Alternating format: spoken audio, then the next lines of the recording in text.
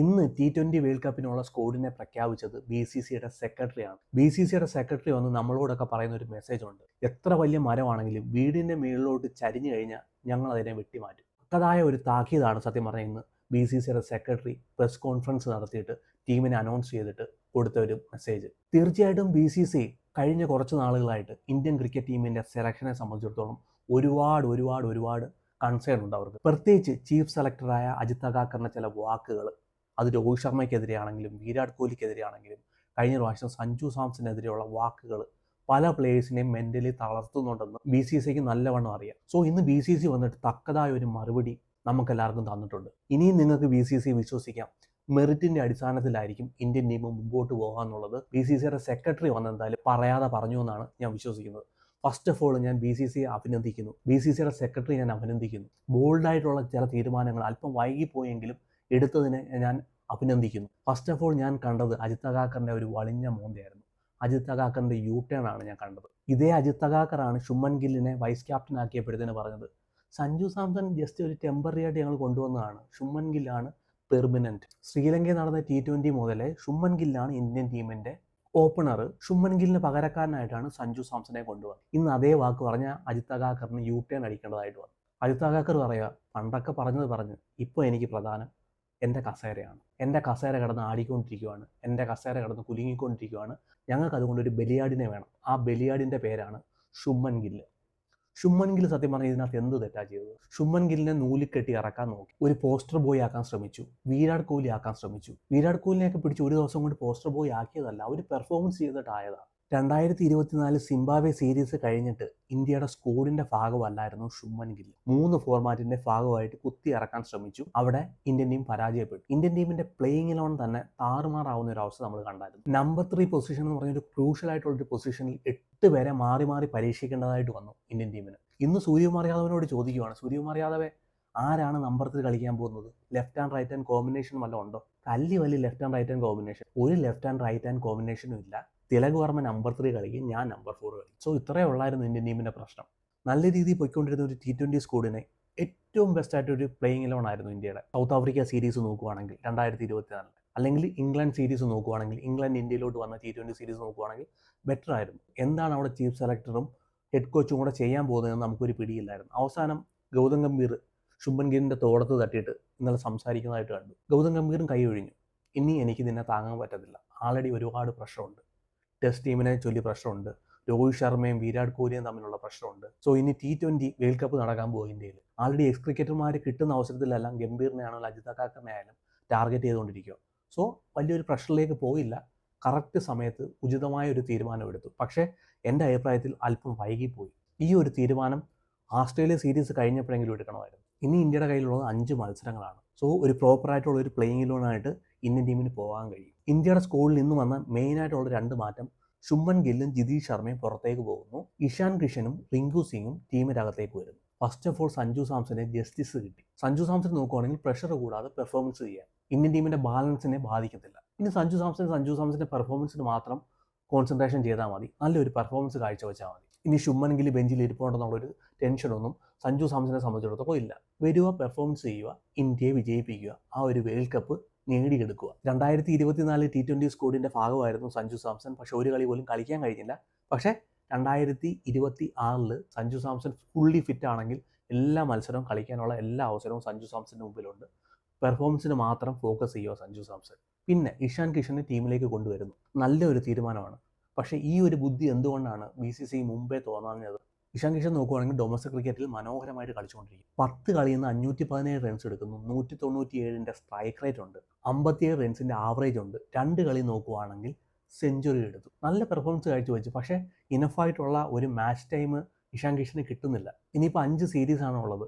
5 സീരീസിനകത്ത് 2 കളി ഇഷാൻ കിഷൻ കളിക്കട്ടെ, 3 കളി സഞ്ജു സാംസൺ കളിക്കട്ടെ എന്ന് പറയാൻ പറ്റത്തില്ല.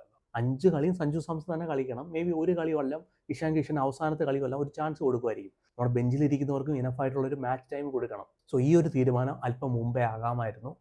രുദ്രാജ് ഗൈക്വാഡ്, യശസ്വി ജയ്സ്വാൾ അല്ലെങ്കിൽ ഇഷാൻ കിഷൻ, ഇങ്ങനെയുള്ള 3 പേര് നമ്മുടെ മുമ്പിൽ ഉണ്ടായിരുന്നു. അവർക്ക് അല്പം കൂടെ മുമ്പേ ഇനഫായിട്ടുള്ള ടൈം കൊടുക്കാമായിരുന്നു. അടുത്ത ഒരു തീരുമാനം, ജിതീഷ് ശർമ്മയെ പുറത്താക്കിയിട്ട് റിങ്കു സിംഗിനെ തിരിച്ചു ടീമിലേക്ക് കൊണ്ടുവരുന്നു. ഒരു സമയം നോക്കുവാണെങ്കിൽ റിങ്കു സിംഗ് തന്നെയായിരുന്നു ഇന്ത്യയുടെ ഫിനിഷ്. അൺഫോർച്ചുനേറ്റ്ലി റിങ്കു സിംഗിന് ബോൾ ചെയ്യാൻ അറിയത്തില്ല.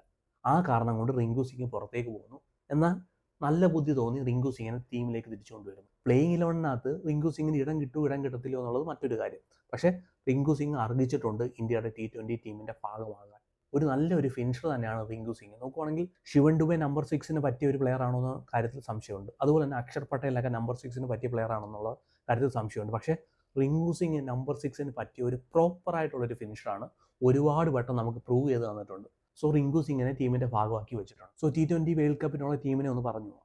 സൂര്യകുമാർ യാദവ് ക്യാപ്റ്റൻ, അഭിഷേക് ശർമ്മ, തിലക് വർമ്മ, റിങ്കു സിംഗ്. സൂര്യകുമാർ യാദവിൻ്റെ ഫോം മാത്രമേ ഉള്ളൂ ഒരു concern. Form is temporary, class is permanent എന്നാണല്ലോ പറയുന്നത്. ഒരു കാലത്ത് T20 റാങ്കിങ്ങിൽ 1-ാം സ്ഥാനത്ത് നിന്ന ഒരു പ്ലെയറാണ്. പക്ഷേ ഇപ്പോൾ ഫോമിന് വേണ്ടി സ്ട്രഗിൾ ചെയ്യുന്നു. സൂര്യകുമാർ യാദവിൻ്റെ കൈക്കുഴയ്ക്ക് എന്തോ ഒരു ഇഞ്ചുറി ഉണ്ട്. ആ ഇഞ്ചുറി ഇത് പൂർണ്ണമായിട്ട് റിക്കവർ ആയിട്ട് എന്നാണ് ഹിന്ദി മീഡിയകൾ റിപ്പോർട്ട് ചെയ്യുന്നത്. സോ ആ ഒരു ന്യൂസ് എത്രമാത്രം സത്യമാണെന്ന് അറിയാൻ വയ്യ. ഇനി സൂര്യകുമാർ യാദവിൻ്റെ മുമ്പിൽ 5 കളികളോളം. ആ ഒരു കളി നല്ലൊരു പെർഫോമൻസ് കാഴ്ചവെക്കാൻ കഴിയട്ടെ. വേൾഡ് കപ്പിന് മാച്ച് വിന്നിംഗ് നോക്കുകൾ സൂര്യകുമാർ യാദവിൻ്റെ ഭാഗത്തുനിന്നും വരട്ടെ. വിക്കറ്റ് കീപ്പർ നോക്കുവാണെങ്കിൽ സഞ്ജു സാംസൺ ആണ് first wicket keeper. First opener ബാറ്റ്സ്മാനുമാണ് സഞ്ജു സാംസൺ. ഇഷാൻ കിഷനെ ടീമിലേക്ക് കൊണ്ടുവന്നു. ഹാർദിക് പാണ്ഡ്യ ചാത്തനാണ്. അസാധാരണമായ ഒരു ഫോമിൽ കൂടാണ് കടന്നുപോയിക്കൊണ്ടിരിക്കുന്നത്. മാക്സിമം യൂട്ടിലൈസ് ചെയ്യുക. വൈസ് ക്യാപ്റ്റൻ ആവുമെന്ന് ഞാൻ പ്രതീക്ഷിച്ചു. പക്ഷേ വൈസ് ക്യാപ്റ്റൻ ആക്കിയില്ല ഹാർദിക് പാണ്ഡ്യ. അക്ഷർ പട്ടേൽ തിരിച്ച് വൈസ് ക്യാപ്റ്റൻ ആയി. ഇതിനു മുമ്പ് നോക്കുവാണെങ്കിൽ അക്ഷർ പട്ടേലായിരുന്നു ഇന്ത്യയുടെ വൈസ് ക്യാപ്റ്റൻ. തിരിച്ച് അക്ഷർ പട്ടേലിനെ തന്നെ വൈസ് ക്യാപ്റ്റൻ ആയിട്ട് തിരിച്ചു കൊണ്ടുവരേണ്ടതായിട്ട് വന്നു. പിന്നെ ഇന്ത്യൻ ക്രിക്കറ്റ് ടീമിൻ്റെ വൈസ് ക്യാപ്റ്റൻ എന്ന് പറഞ്ഞാൽ വലിയ കാര്യമൊന്നുമില്ല. എപ്പം വേണമെങ്കിലും തെറിക്കാവുന്ന ഒരു റോളാണ്. ഇതിനു മുമ്പ് ഹാർദിക് പാണ്ഡ്യ ആയിരുന്നു വൈസ് ക്യാപ്റ്റൻ. ഇപ്പം ശുഭ്മൻ ഗില്ലായിരുന്നു. ഇതിനു മുമ്പ് അക്ഷർ പട്ടേലായിരുന്നു. ഇപ്പം തിരിച്ച് അക്ഷർ പട്ടേലിലോട്ട് തന്നെ തിരിച്ചു വന്നിട്ടുണ്ട്. അക്ഷർ പട്ടേലാണ് ഇന്ത്യയുടെ വൈസ് ക്യാപ്റ്റൻ. സുന്ദറിനെ ടീമിൻ്റെ ഭാഗമാക്കി വെച്ചിട്ടുണ്ട്. ലെഫ്റ്റ് ഹാൻഡർമാർ വരുവാണെങ്കിൽ ഒരു റൈറ്റ് ഹാൻഡ് സ്പിന്നർ വേണം. സോ സുന്ദറിനെ അവിടെ യൂട്ടിലൈസ് ചെയ്യാൻ കഴിയും. ഒരുപാട് ലെഫ്റ്റ് ഹാൻഡർ ഉള്ള ഒരു ടീമിലാണെങ്കിൽ സുന്ദറിനെ അവിടെ യൂട്ടിലൈസ് ചെയ്യാൻ കഴിയും. നല്ലൊരു ചോയ്സ് തന്നെയാണ് സുന്ദർ.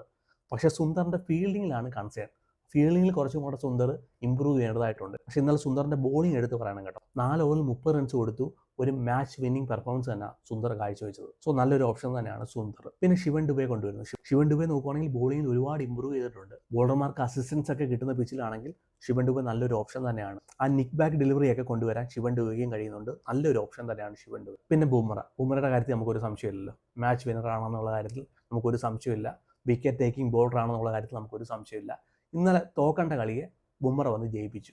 സോ ബുംറ ഇന്ത്യൻ ടീമിൻ്റെ ഭാഗമാണ്. കുൽദീപ് യാദവും ടീമിൻ്റെ ഭാഗമായിട്ട് വന്നിട്ടുണ്ട്. മേ ബി സ്പിന്നിന് അനുകൂലമാവുന്ന പിച്ചിൽ മേ ബി വരുൺ ചക്രവർത്തിയും കുൽദീപ് യാദവുമായിട്ട് പോകാനുള്ള ചാൻസ് കൂടുതലാണ്. സോ നല്ലൊരു പിക്ക് തന്നെയാണ്. Wicket taking ബോളറാണ് Varun Chakravarthy. ആടി കൊണ്ട് കഴിയുമ്പോഴത്തേനും മിക്കുള്ള ബോളർമാരുടെയും കോൺഫിഡൻസ് തകരും. പക്ഷേ വരുൺ ചക്രവർത്തി അങ്ങനല്ല. ആടി കൊണ്ടോ അവൻ്റെ കുറ്റി തെറിപ്പിക്കും. വരുൺ ചക്രവർത്തിയുടെ ഗൂഗിൾ ഇപ്പോഴും മിസ്റ്ററി ആയിട്ട് തന്നെ തുടരുന്നു. എനിക്ക് തോന്നുന്നു T20 വേൾഡ് കപ്പിൽ ഏറ്റവും കൂടുതൽ വിക്കറ്റ് എടുക്കുന്ന ഒരു ബോളറായിട്ട് വരുൺ ചക്രവർത്തി മാറുമെന്ന് പ്രതീക്ഷിക്കുന്നു. അങ്ങനെ തന്നെ സംഭവിക്കട്ടെ. Arshdeep Singh 2024 highest wicket taker ആയിരുന്നു T20 വേൾഡ് കപ്പിൽ. ഈ പ്രാവശ്യം ടീമിൻ്റെ ഭാഗമായിട്ട് വന്നിട്ടുണ്ട്. അല്പം വൈഡൊക്കെ എറിയുന്നുണ്ട്. പക്ഷേ ചാമ്പ്യൻ ബോളറാണ്. വെറുതെ അല്ല 100 വിക്കറ്റ് എടുത്തത്. സോ നല്ലൊരു പിക്കാണ് അർഷ്ദീപ് സിംഗ്. ന്യൂ ബോളിൽ വിക്കറ്റ് എടുക്കാൻ കഴിയും. ഡെത്ത് ഓവറിൽ എറിയാൻ കഴിയും. സോ അർഷ്ദീപ് സിംഗിനെ ടീമിൻ്റെ ഭാഗമാക്കി വെച്ചിട്ടുണ്ട്. അതുപോലെ തന്നെ അക്ഷിത് റാണ ടീമിൻ്റെ ഭാഗമായിട്ടുണ്ട്. ഒരു സംശയമില്ല, നല്ലൊരു പിക്ക് തന്നെയാണ്. ഒരു സമയത്ത് നമ്മൾ ചെണ്ട എന്നൊക്കെ വിളിക്കുന്നുണ്ടെങ്കിലും പുതിയ ബോളിനകത്ത് വന്ന് വിക്കറ്റ് എടുക്കാൻ കഴിയുന്ന ഒരു ബോളറാണ്. ഒരു ഹാർഡ് ലെങ്ത് എറിയാൻ കഴിയുന്ന ഒരു ബോളറാണ്. ഒരു ഹിറ്റ് ദ ഡെക്ക് ഹാർഡ് എറിയാൻ കഴിയുന്ന ഒരു ബോളറാണ്. നല്ലൊരു പിക്ക് തന്നെയാണ്. അർഹിച്ച അംഗീകാരം തന്നെയാണ് അക്ഷിത് റാണയ്ക്കും കിട്ടിയത്. സോ ഓവറോൾ നോക്കുവാണെങ്കിൽ കിടു ടീം. ഇതുവരെ നോക്കുവാണെങ്കിൽ T20യുടെ ചരിത്രത്തിൽ സ്വന്തം ഹോം ഗ്രൗണ്ടിൽ ആരും ജയിച്ചിട്ടില്ല. പിന്നെ ബാക്ക് ടു ബാക്ക് ആരും കപ്പടിച്ചിട്ടില്ല. ഈ ചരിത്രങ്ങളൊക്കെ ഇന്ത്യ തിരുത്തുമെന്ന് ഞാൻ പൂർണ്ണമായിട്ടും വിശ്വസിക്കുന്നു. നമ്മളെല്ലാം ഇന്ത്യൻ ടീമിൻ്റെ കൂടെയുണ്ട്. നമ്മളൊന്നും ഇന്ത്യൻ ടീം നശിച്ചു പോകാൻ ആഗ്രഹിക്കുന്നവരല്ല. ഇന്ത്യൻ ടീം നല്ല രീതിയിൽ കാണുമെന്ന് ആഗ്രഹിക്കുന്നവരാണ്.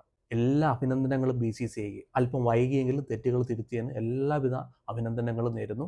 സോ ഈ ടീമിന് എല്ലാവിധ ആശംസകളും നേരുന്നു. നമുക്ക് അടുത്തൊരു T20 വേൾഡ് കപ്പ് കിട്ടട്ടെ. 2024 T20 world cup champions trophy, അടുത്ത 2026 T20 വേൾഡ് കപ്പ് സ്വന്തം മണ്ണിലാണ് നടക്കുന്നത്. തൂക്കാൻ കഴിയട്ടെ. ഇവിടെ വന്ന് നമ്മളെ തോൽപ്പിക്കാമെന്ന് വെച്ചാൽ ഇച്ചിരി പാടാ.